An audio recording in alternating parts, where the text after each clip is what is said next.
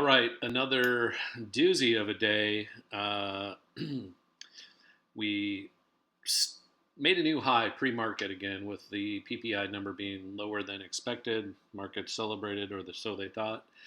Ran the stops once again, but found no real buyers after that early 5:30 to 6 Pacific time run. So not much happened again today with the resolution of the SPOOs. However, what continues to happen is new highs are made, and they're basically inchworm highs, and then we fade back into the zone 65.22 to 65.66 or so was the range today. Never tested the highs, really never tested the lows again. We tested the overnight lows basically of 65.30, but basically went back to where we closed yesterday, right around 65.36. So not a lot going on. Tomorrow again, CPI, big number again. I'll wait for the news to come out. Should be lower if they're massaging the numbers like they are right now. So expect a lower number. So what's the market going to do? I don't know. It already gapped up a little bit.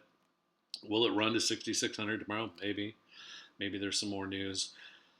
All I know is the world is getting crazier and crazier, and in the meantime, all assets are continue to be that same way until this market decides to take a break.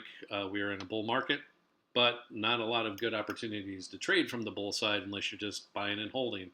And if you've been holding since April when we made that low, we're now into really 5 months of up and away. All-time highs again hit today in the Nasdaq and the S&P. We'll be back tomorrow to see which way we go. Again, watch 6,600 to the top. I need to see a break of 64.90 to get even remotely interested to the downside. We're just not getting there right now. Nothing much is happening. So keep an eye on it and keep your dough tight on the upside. We did have we took off another chunk of the position of CoreWeave, CRWV. We were buying options last week on the January 90s, January 26th. We were picking those up $15, $16. Today they traded almost 50.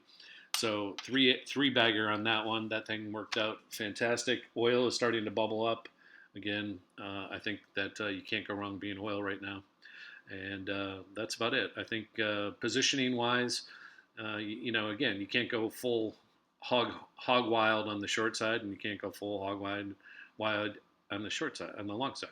So that's where we are, stuck in the muck. And next week we start with the Fed meetings and interest rate cuts, all that stuff, all that jazz. So we're continuing to prop it up until they make that cut.